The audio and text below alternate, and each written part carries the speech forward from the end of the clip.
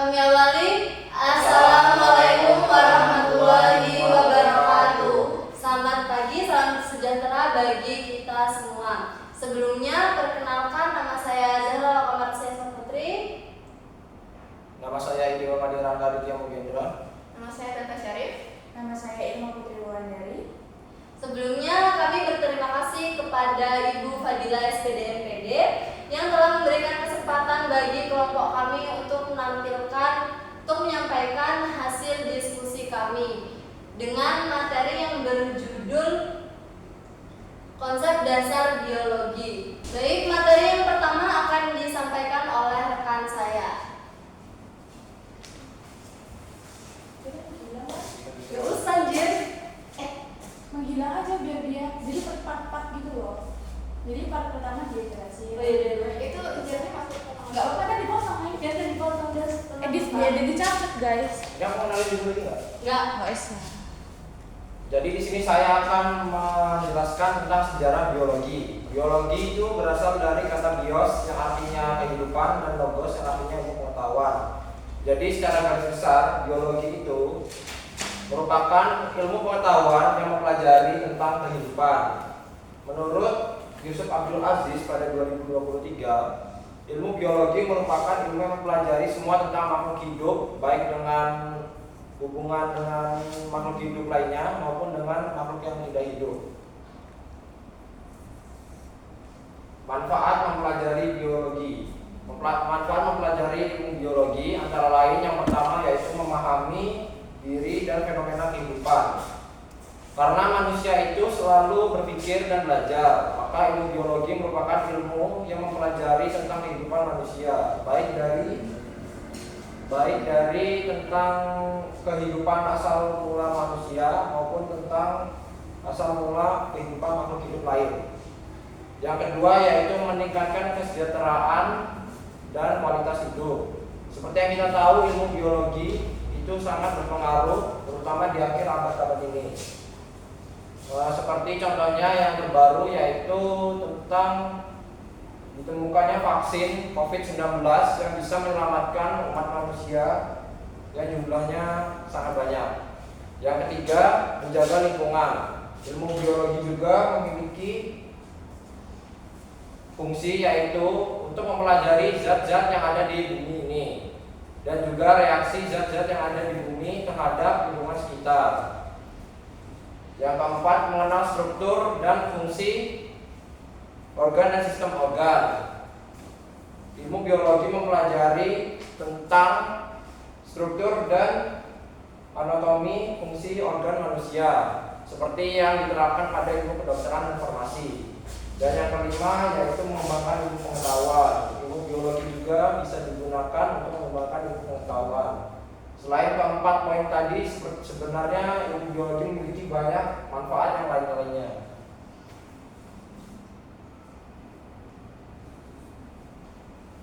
Cabang-cabang ilmu biologi. Yang pertama itu ada agronomi, yaitu ilmu yang mempelajari tentang tanaman untuk menghasilkan bibit dan biji yang baik. Yang kedua yaitu ada anatomi, yaitu ilmu yang mempelajari tentang sistem dan kerangka manusia. Yang ketiga ada astrobiologi, yaitu ilmu yang mempelajari tentang asal-muasal manusia, evolusi, penyebaran, dan prospek kehidupan manusia ke depannya. Yang keempat ada bakteriologi, yaitu ilmu yang mempelajari tentang bakteri. Yang kelima ada andrologi.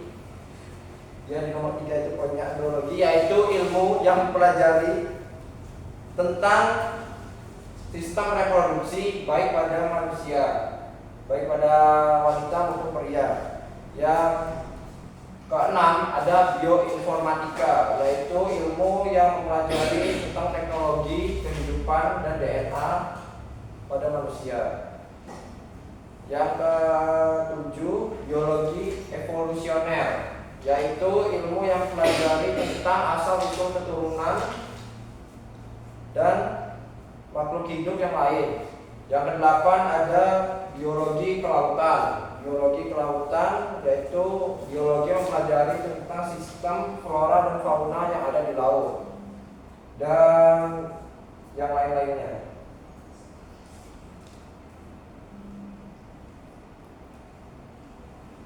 Sekian dari saya, dapat dilanjut materi berikutnya dapat dilanjutkan oleh teman saya yaitu Kamita Syarif.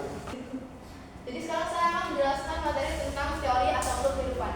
Jadi teori asal-usul kehidupan ini mempunyai 5 teori. Yang pertama itu ada teori abiogenesis, yang kedua itu ada teori biogenesis, yang ketiga ada teori neobiogenesis atau evolusi kimia, yang keempat itu ada teori panspermia, yang kelima itu ada teori penciptaan. Jadi yang pertama saya akan menjelaskan teori abiogenesis atau biasa juga disebut dengan generatio spontanea. Jadi teori ini menyatakan bahwa semua makhluk hidup itu berasal dari benda mati. Nah, kenapa begitu? Karena pada zaman dahulu orang-orang itu percaya apa yang mereka lihat. Contohnya mereka melihat katak itu muncul dari lumpur, jadi mereka menyimpulkan bahwa katak itu berasal dari lumpur. Begitu juga dengan cacing yang mereka lihat berasal dari tanah, dan mereka meyakini bahwa cacing itu terbuat dari tanah. Nah, teori abiogenesis ini ada ilmuwan yang mengawalinya, yaitu adalah Aristoteles. Nah, Aristoteles itu melakukan percobaan dengan meletakkan daging di piring di wadah terbuka. Setelah didiamkan muncul telur lava atau belatung. Saat itu dia menyimpulkan bahwa makhluk hidup itu berasal dari benda mati. Selain Aristoteles juga ada Anton van Leeuwenhoek, yaitu penemu mikroskop. Dia melakukan percobaan dengan menemukan protozoa di rendaman air jerami. Nah, setelah itu teori yang kedua itu adalah teori biogenesis. Nah, teori biogenesis ini adalah teori yang menyatakan bahwa semua makhluk hidup berasal dari makhluk hidup lainnya. Nah, selama dari teori abiogenesis ke teori biogenesis ini, orang-orang menjadi lebih ilmiah, jadi mereka tidak mudah terpercaya dengan teori yang tidak ada buktinya. Jadi mereka melakukan percobaan lagi. Yang pertama itu ada 3 ilmuwan yang melakukan percobaan, yaitu Francesco Redi, Lazarus Franzani, dan juga Louis Pasteur. Nah, yang pertama Francesco Redi ini adalah dokter dan ahli biologi. Dia melakukan percobaan sederhana dengan melakukan 3 toples. Jadi toples pertama itu diisi daging, namun dibiarkan terbuka. Terus toples kedua itu diisi daging, namun ditutup rapat. Sedangkan yang ketiga itu diberi daging, namun ditutup dengan kain kasa. Setelah didiamkan beberapa lama, ketiga toples itu tuh dagingnya membusuk. Namun di toples ke-1 itu terdapat belatung di dagingnya, sedangkan toples kedua dan ketiga tidak muncul karena toples kedua tertutup rapat dan toples ketiga itu belatungnya muncul di atas kain kasa. Nah, selain itu yang kedua ada juga Lazarus Franzani. Jadi Lazarus Franzani itu ahli fisiologi dari ilmuwan Italia yang melakukan percobaan dengan memasukkan air kaldu di 3 wadah. Yang pertama itu dimasukkan saja dan dibiarkan terbuka. Yang kedua itu direbus lama dan dibiarkan terbuka. Dan yang ketiga itu direbus lama dan ditutup rapat. Nah, di toples 1 dan 2 ini muncul mikroorganisme, dan di toples ketiga ini tidak ada karena ditutup rapat. Terus lanjut ke ilmuwan ketiga itu ada Louis Pasteur. Louis Pasteur ini merupakan ahli biokimia Prancis, yaitu Louis Pasteur. Nah, teori abiogenesis ini masih dianggap valid sampai akhirnya disempurnakan oleh Louis Pasteur. Nah, dia melaksanakan percobaan dengan menggunakan labu leher panjang. Jadi labu leher panjang itu dimasukkan kaldu dan ditutup rapat. Setelah beberapa hari mikroorganismenya tidak muncul, tapi di leher panjang itu terdapat debu dan kotoran.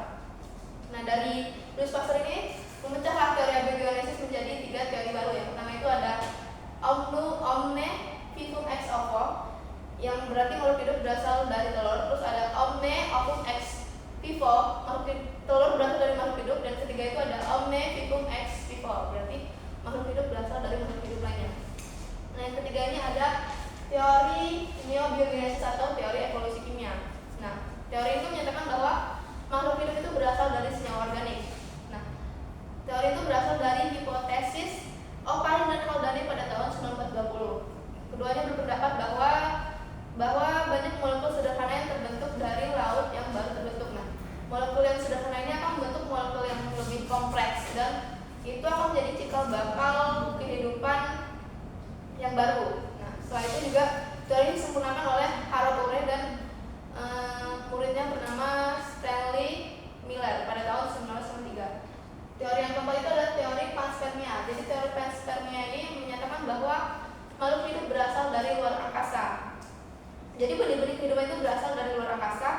organisme mikroskopis datang dari luar angkasa dan berkembang dan berevolusi di bumi ini. Nah, belum ada cara untuk membuktikan ini, bahkan teori itu dianggap tidak bisa disebut sebagai teori karena belum ada bukti yang jelas. Yang kelima itu ada teori penciptaan. Jadi teori penciptaan ini adalah setelah adanya perdebatan, jadi sebagian orang itu berpendapat bahwa dan percaya bahwa makhluk hidup itu berasal dari sesuai dengan apa yang mereka yakini, sesuai dengan agama dan kitab-kitab yang mereka yakini. Nah, setelah teori asal-usul kehidupan ini akan dilanjutkan materi yang berjudul Ciri-ciri makhluk hidup yang akan dijelaskan oleh teman saya Zahra, Roka, Mark, Share. Baik, materi selanjutnya adalah ciri-ciri makhluk hidup. Ciri-ciri makhluk hidup yang pertama adalah bernafas atau respirasi. Bagi manusia, bernafas dengan menghirup oksigen melalui hidung kemudian dikeluarkan lagi menjadi karbon dioksida. Bagi hewan, bernafas dapat dilihat dari jenisnya. Bagi hewan yang berjenis mamalia, bernafas dengan menggunakan hidung dan paru-paru, sedangkan bagi hewan bernafas dengan menggunakan insang. Sedangkan untuk tumbuhan bernafas dengan proses fotosintesis yang terjadi di bagian stomata. Yang kedua adalah membutuhkan nutrisi atau asupan makanan dan minuman. Asupan makanan dan minuman yang dikonsumsi oleh makhluk hidup sendiri dapat menghasilkan energi dan juga berpengaruh bagi pertumbuhan makhluk hidup itu sendiri. Yang ketiga adalah bergerak. Alat gerak bagi manusia itu seperti contohnya kaki, kemudian tangan, rahang, lutut, jari tangan, jari kaki, dan lain sebagainya. Sedangkan bagi hewan seperti sayap, sirip, ekor, dan lain-lain. Untuk tumbuhan sendiri, alat geraknya mungkin sangat terbatas hanya pada bagian akar, ujung batang, dan juga pada bunganya saja. Yang keempat yaitu menanggapi rangsangan. Makhluk hidup dapat menanggapi rangsangan seperti cahaya, suara, bau, rasa, sentuhan, dan lain sebagainya. Yang kelima, tumbuh dan berkembang. Tumbuh dan berkembang bagi makhluk hidup sendiri prosesnya berbeda-beda, tergantung pada asupan nutrisi yang didapat, kemudian kondisi fisiologis dan juga genetik. Yang keenam, bereproduksi atau berkembang biak. Bereproduksi atau berkembang biak sendiri memiliki dua jenis. Yang pertama dengan cara seksual dan juga aseksual. Bagi manusia dan juga hewan berkembang biak dengan cara seksual, sedangkan bagi tumbuhan berkembang biak dengan cara aseksual. Yang ketujuh adalah mengeluarkan zat sisa atau ekskresi. Zat sisa ini contohnya seperti air mata yang dikeluarkan melalui mata, kemudian keringat yang dikeluarkan melalui kulit, dan juga urin atau kotoran manusia yang dikeluarkan lewat alat kelamin. Yang kedelapan adalah beradaptasi. Proses beradaptasi bagi setiap makhluk hidup berbeda-beda. Ada yang beradaptasi dengan sangat cepat dan ada juga yang relatif lambat.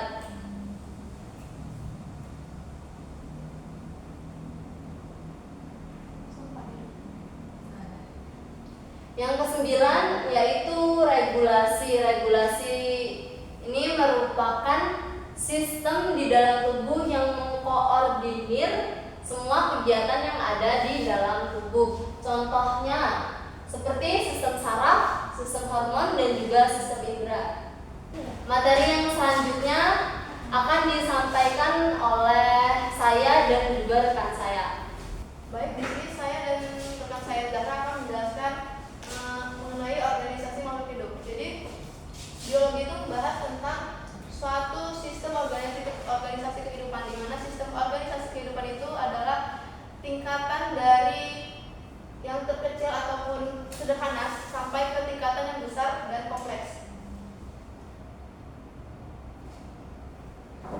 Jadi sistem organisme itu dari terkecil itu yang pertama adalah molekul, setelah itu organel, sel,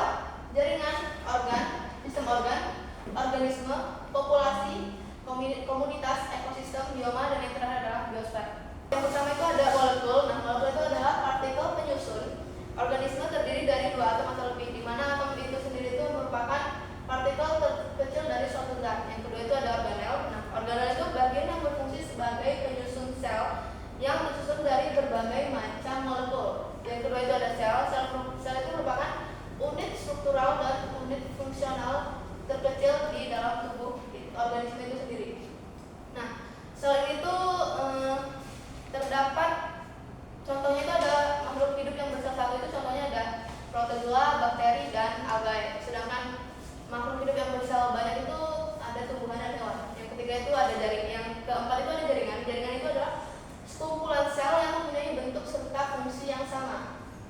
Nah, contoh jaringan itu ada jaringan meristem. Jaringan meristem itu terdapat di tumbuhan, sedangkan jaringan epitel itu terdapat di hewan. Terus yang kelima itu ada organ. Organ itu adalah struktur yang dibentuk dari sekelompok jaringan. Contoh dari organ itu sendiri adalah otak, hati, limpa, paru-paru, kaki, tangan. Sedangkan di tumbuhan itu ada akar, batang, dan juga daun. Yang kelima itu ada, yang keenam itu ada sistem organ. Jadi sistem organ itu adalah sekumpulan organ yang bekerja sama untuk menjalankan setiap fungsi bagian yang sama. Nah, contoh dari sistem organ itu seperti sistem pernapasan. Jadi sistem pernapasan ini bekerja sama dengan organ, yaitu organ hidung, faring, luring, terus bronkius, paru-paru, dan lain-lainnya. Sekian dari saya, selanjutnya akan dijelaskan oleh teman saya, Zatra Doka Marcias. Baik, selanjutnya adalah organisme. Organisme atau individu sendiri merupakan makhluk hidup yang disusun oleh sistem organ dan membentuk suatu kehidupan. Selanjutnya ada populasi. Populasi merupakan kumpulan organisme yang sama pada satu wilayah. Contohnya seperti padi yang hidup di sawah. Kemudian komunitas. Komunitas sendiri berkebalikan dari populasi tadi. Jika populasi sejenis organismenya, namun komunitas sendiri adalah kumpulan organisme yang berbeda-beda jenisnya dan hidup pada satu tempat yang sama. Selanjutnya adalah ekosistem. Ekosistem sendiri merupakan elemen biotik atau yang hidup dan juga elemen abiotik yang tidak hidup, kemudian berinteraksi dan saling bergantung satu sama lain. Yang selanjutnya adalah bioma. Bioma sendiri merupakan hewan dan juga tumbuhan yang hidup pada satu kondisi lingkungan yang sama. Yang selanjutnya adalah biosfer. Biosfer adalah gabungan dari semua ekosistem yang ada di bumi, contohnya seperti air, hewan, tumbuhan, kemudian udara, tanah, dan juga langit, dan lain sebagainya menjadi satu. Baik, selanjutnya bisa di-scroll bawah. Bioma sendiri bermacam-macam jenisnya. Yang pertama adalah hutan hujan tropis, selanjutnya sabana, padang rumput, gurun, hutan gugur, tundra, dan yang terakhir taiga. Terima kasih. Selanjutnya akan dilanjutkan oleh rekan saya. Oke, kita akan lanjut tentang materi selanjutnya, yaitu tentang klasifikasi makhluk hidup. Nah, pasti banyak yang bertanya-tanya kan, apa sih itu klasifikasi makhluk hidup? Nah, klasifikasi makhluk hidup merupakan pengkelompokan atau penggolongan makhluk hidup berdasarkan ciri-ciri tertentu yang dimilikinya. Nah, untuk ilmu yang mempelajari tentang klasifikasi makhluk hidup yaitu ilmu taksonomi. Nah, untuk yang kedua mengenai tujuan dan manfaat. Nah, tujuannya yang pertama yaitu mempermudah mendeskripsikan ciri-ciri makhluk hidup. Nah, seperti yang kita tahu bahwa makhluk hidup itu memiliki banyak ciri atau memiliki banyak perbedaan. Jadi, tujuan yang pertama yaitu mempermudah mendeskripsikan ciri-ciri makhluk hidup. Tujuan yang kedua yaitu mengelompokkan makhluk hidup sesuai ciri-ciri yang sama. Nah, dari banyaknya perbedaan makhluk hidup juga pasti akan memiliki ciri-ciri yang sama. Nah, itu akan dikelompokkan sesuai dengan kesamaannya. Nah, untuk yang ketiga yaitu melihat hubungan kekerabatan antar anggota kelompok makhluk hidup. Nah, dari banyaknya ciri-ciri tadi setelah dikelompokkan, kita akan memiliki saudara atau biasanya kita menyebutnya dengan yang masih memiliki kesamaan dengan kita walaupun dia berbeda. Nah, untuk yang keempat yaitu mengamati proses evaluasi dan perkembangan makhluk hidup berdasarkan hubungan kekerabatan dengan golongan lainnya. Nah, pasti kita akan dibedakan, sebab itu kita akan melakukan pengamatan dan evaluasi tentang perbedaan-perbedaan kita. Nah, untuk manfaatnya sendiri yaitu yang pertama menyederhanakan objek. Yang kedua, memudahkan memahami makhluk hidup yang beragam. Yang ketiga, untuk memahami hubungan kekerabatan antar makhluk hidup melalui persamaan dan perbedaan ciri dan sifat. Oke, lanjut. Untuk yang ketiga yaitu tahap-tahap klasifikasi makhluk hidup. Nah, yang pertama adalah tahap identifikasi makhluk hidup. Nah, tahap yang pertama ini yaitu kita mencari ciri-ciri atau sifat dari makhluk hidup. Kita mengidentifikasi ciri-ciri dan sifat dari makhluk hidup. Nah, biasanya yang kita identifikasi itu berupa morfologi, anatomi, fisiologi, kromosom, dan perilaku. Nah, untuk morfologi sendiri yaitu studi tentang bentuk, ukuran, struktur dari organisme, yaitu makhluk hidup, hewan, tumbuhan, dan mikroorganisme. Dan untuk yang kedua yaitu tentang anatomi. Anatomi yaitu ilmu yang memahami tentang struktur, bentuk, dan susunan tubuh organisme, baik dari manusia, tumbuhan, maupun hewan. Dan yang ketiga yaitu fisiologi. Fisiologi yaitu ilmu yang memahami tentang apa itu fungsi dari adanya makhluk hidup atau apa sih fungsi dari organisme hidup itu. Nah, yang ketiga yaitu kromosom. Kromosom adalah suatu bentuk yang berada di dalam tubuh manusia berupa sel. Nah, itu berbentuk benang atau batang yang terdapat di dalam inti sel organisme eukariotik. Nah, untuk perilaku sendiri kita bisa menyimpulkan ya. Untuk perilaku sudah terlihat. Nah, contohnya yaitu misal jumlah sayap, warna tubuh, jumlah ruas, dan cara makan. Nah, untuk yang kedua yaitu pengelompokan makhluk hidup. Nah, setelah kita melakukan identifikasi makhluk hidup, kita akan mengelompokkan makhluk hidup tersebut sesuai ciri-ciri dan sifat yang sama. Contohnya, singa, harimau, dan macan tutul dikelompokkan menjadi satu kelompok karena memiliki kesamaan ciri, misal bentuk tubuh, jenis makanan, dan termasuk ke dalam hewan buas. Nah, untuk yang ketiga yaitu penamaan. Setelah kita melakukan identifikasi makhluk hidup dan pengelompokan makhluk hidup, kita akan melakukan penamaan untuk mempermudah mengenal mereka sesuai ciri-ciri dan sifat mereka masing-masing. Nah, untuk yang selanjutnya yaitu tentang jenis-jenis klasifikasi. Klasifikasi yang pertama yaitu tentang sistem alamiah. Nah, dasar yang digunakan dalam sistem klasifikasi ini yaitu persamaan sifat, terutama sifat morfologi. Nah, untuk morfologi tadi yaitu sifat bentuk, ukuran, dan tubuh tadi yang berasal dari hewan, tumbuhan, maupun mikroorganisme. Nah, klasifikasi alamiah ini dikemukakan pertama kali oleh Aristoteles. Aristoteles mengelompokkan organisme menjadi dua kingdom yaitu hewan dan tumbuhan. Untuk yang kedua yaitu klasifikasi sistem artifisial. Klasifikasi ini didasari oleh ciri morfologi, alat reproduksi, dan penampakan atau bentuk dari organisme tersebut. Nah, pencetus pertama kali klasifikasi sistem artifisial atau buatan ini yaitu Linnaeus atau biasa kita sebut dengan Carolus Linnaeus. Itu pada tahun 1735. Nah, untuk yang ketiga yaitu klasifikasi sistem filogenik.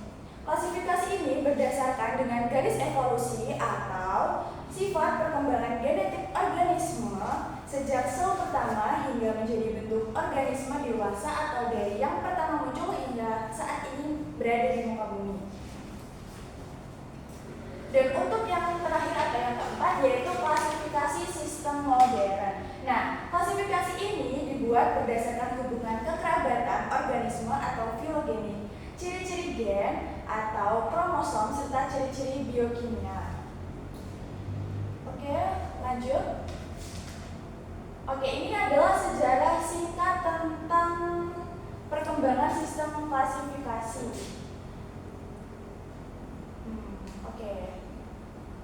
Oke.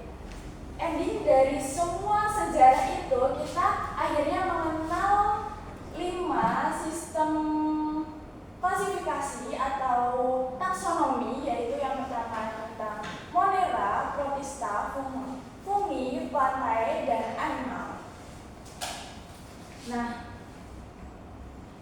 Oke, sabar ya guys. Wah, cepet coy. Bentar. Terus sakit perut udah. Nah, untuk yang pertama yaitu kingdom Monera. Kingdom Monera adalah kingdom makhluk hidup yang tidak memiliki membran inti. Biasanya disebut organisme prokaryotik. Biasanya Monera ini adalah sejenis bakteri. Nah, untuk yang kedua yaitu kingdom Protista. Kingdom Protista adalah organisme eukariotik pertama atau paling sederhana. Contohnya yaitu amoeba. Dan untuk yang ketiga yaitu tentang fungi atau jamur. Untuk yang keempat yaitu tentang plantae atau tumbuhan, dan yang terakhir adalah animal yaitu